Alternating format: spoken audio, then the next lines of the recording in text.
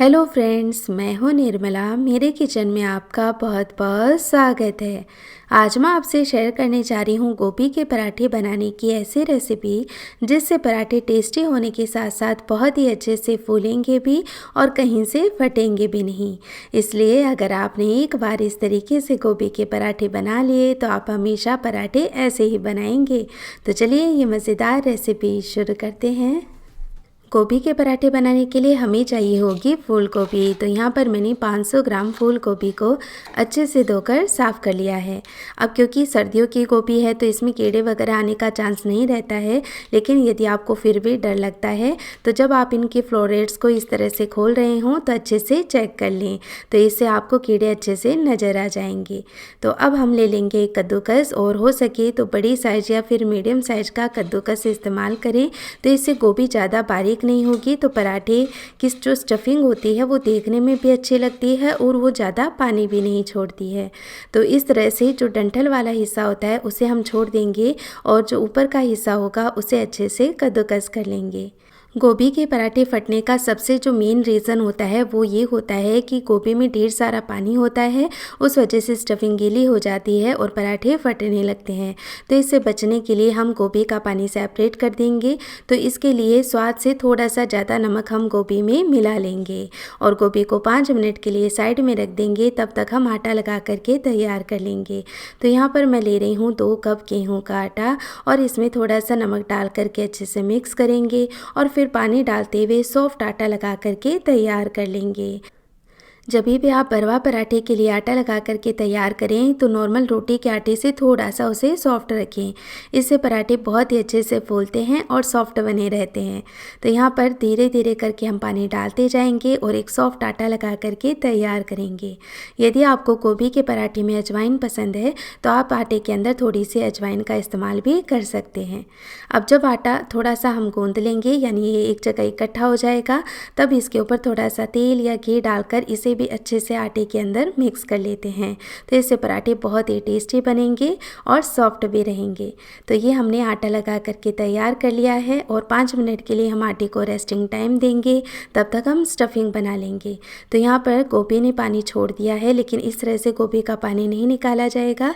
तो इसके लिए क्या करें कि एक कपड़ा ले लें, पतला कपड़ा इस्तेमाल करें, जिससे गोभी को जब हम निचोड़ें तो सारा इसका एक्स्ट्रा पानी निकल जाए। तो ये सारी कद्दूकस की हुई गोभी इस कपड़े में डालेंगे और कपड़े को ऊपर से पकड़ते हुए इसे अच्छे से ऐसे निचोड़ लेंगे। तो देखिए गोभी में कितना सारा पानी निकला है। तो यदि इतना पानी स्टफिंग में रहता तो पराठे तो ख़राब होने ही थे। तो इस तरीके से यदि आप गोभी के पराठे बनाने से पहले गोभी का पानी निकाल देंगे तो स्टफिंग भी टेस्टी बनेगी और पराठे कभी भी फटेंगे नहीं।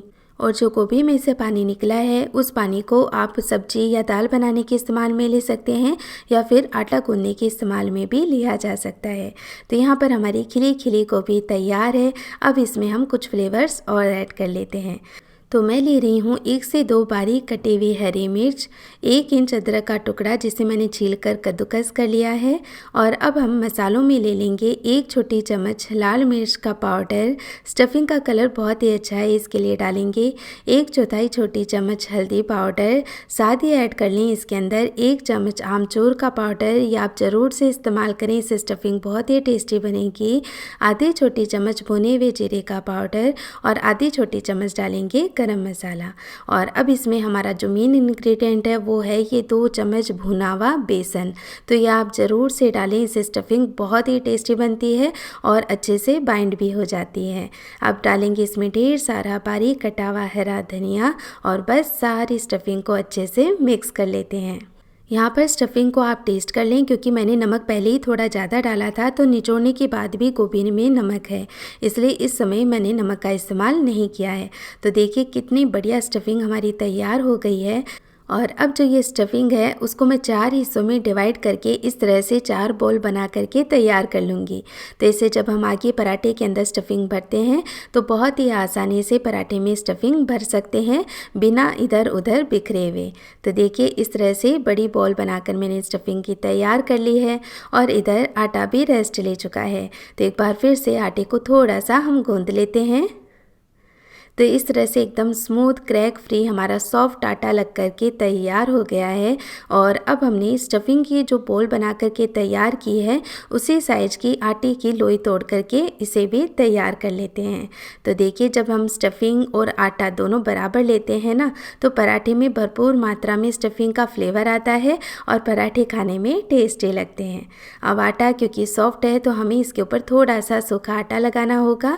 और आटा लगाने के बाद आप क्या करेंगे, इसे एक कटोरी नुमा शेप दे लें।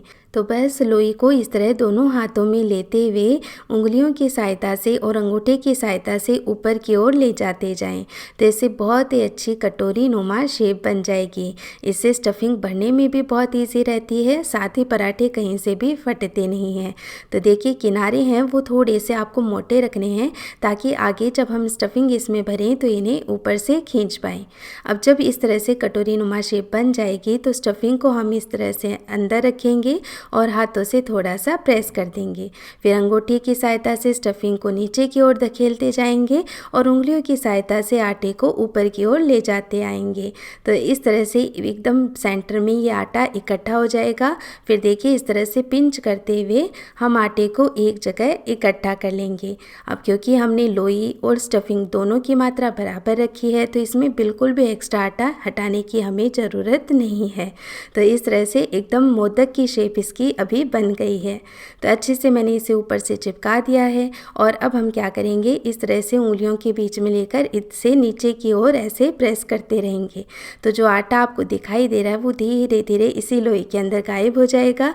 तो कहीं से भी हमारी जो स्टफिंग है वो पराठे में से बाहर नहीं आएगी। तो कई बार क्या होता है कि पराठे के अंदर आटा एक जगह ज़्यादा इकट्ठा हो जाता है, या स्टफिंग कहीं ज़्यादा कहीं कम हो जाती है, या किनारों तक स्टफिंग नहीं पहुंच पाती है। तो यदि आप इस तरीके से पराठे को भरेंगे तो कहीं से भी स्टफिंग है वो बाहर नहीं निकलेगी और चारों ओर एक समान फैल जाएगी। तो हाथों से मैंने इसे थोड़ा सा प्रेस कर लिया है सूखा आटा लगा करके, ताकि अचानक से यदि प्रेशर डालें तो स्टफिंग बाहर ना आए। तो हाथों से थोड़ा सा फैलाने के बाद अब हल्के हाथों से हम इसके ऊपर बेलन चलाएंगे और बहुत ही आसानी से हमारा पराठा बेल करके हम तैयार कर लेंगे बिना कहीं से फटे। लेकिन पराठे को हमें तब तक बेलना है जब तक कि आपको इसमें से हल्की सी स्टफिंग नज़र ना आने लगे। तो इससे पराठे बहुत ही अच्छे बनते हैं। और कहीं से पराठे फट भी गए हैं तो भी कोई टेंशन नहीं है, ये पराठे बहुत ही अच्छे से फूलेंगे। साइड में मैंने तवे को पराठे सेकने के लिए अच्छा गर्म कर लिया है। और अब बिना घी या तेल लगाए हम पहले पराठे को दोनों ओर से सेक लेंगे और बीच बीच में ऐसे घुमाते रहें ताकि सारी हीट इवनली पूरे पराठे पर आ जाए। फिर हम इसे पलटकर दूसरी साइड से भी थोड़ा सा सेक लेंगे। और अब देखिए, ये हल्का हल्का अभी से फूलना शुरू हो गया है। तो इसे पलटने से पहले इसके ऊपर घी या तेल लगा दें। और अब पलट करके हम दूसरी साइड भी थोड़ा सा इसके ऊपर घी लगा देंगे। और देखिए कैसे पलट ही पराठा कितने अच्छे से फूलने लगा है। तो फ्रेंड्स, मैं गारंटी लेती हूँ यदि आप मेरी बताई गई सारी टिप्स और ट्रिक्स को फॉलो करेंगे तो पराठे खाने में टेस्टी भी बहुत बनेंगे और फूलेंगे भी। और पराठे को बहुत ज़्यादा देर तक तवे पर नहीं सेकना चाहिए, वरना उसका मॉइस्चर लूज हो जाएगा और इससे पराठे हैं वो हार्ड हो जाएंगे। तो मीडियम टू हाई फ्लेम रखते हुए पराठे को इस तरह फटाफट अलटते पलटते हुए बढ़िया से सेक लें। तो इस तरह से देखिए, पराठा कहीं से जला भी नहीं और बहुत ही अच्छे से सिक चुका है। और जब एक पराठा आप सेक रहे हो तो साइड में दूसरा पराठा भर करके तैयार कर लें। तो इस तरह से हमारे फटाफट सारे भरवा पराठे बन करके तैयार हो जाएंगे। तो ये हमारा सेकंड पराठा भी बन करके तैयार है। तो चलिए अब ये गर्मा गर्म गोभी के पराठे सर्व कर लेते हैं। तो मैं इन पराठों को सर्व कर रही हूँ दही और हरी चटनी के साथ। आप इसके साथ अचार भी ले सकते हैं, लेकिन आप ये ज़रूर से बनाएं, पराठे बहुत ही टेस्टी बनेंगे। और जब भी आप ये रेसिपी ट्राई करें तो प्लीज़ अपनी फीडबैक मेरे साथ ज़रूर शेयर करें। और ये देखिए फ्रेंड्स, स्टफिंग कितने अच्छे से पूरे पराठे में फैली हुई है और बहुत ही ज़्यादा सुंदर दिखाई दे रही है। तो आपसे रिक्वेस्ट है, यदि आज की ये रेसिपी आपको पसंद आई हो तो प्लीज़ इस वीडियो को लाइक करें और ज़्यादा से ज़्यादा शेयर करें। साथ ही मेरी ऐसी और भी रेसिपीज़ देखते रहने के लिए चैनल को सब्सक्राइब करना भी ना भूलें। तो फिर से मिलेंगे एक और नई वीडियो के साथ। तब तक के लिए टेक केयर, बाय बाय।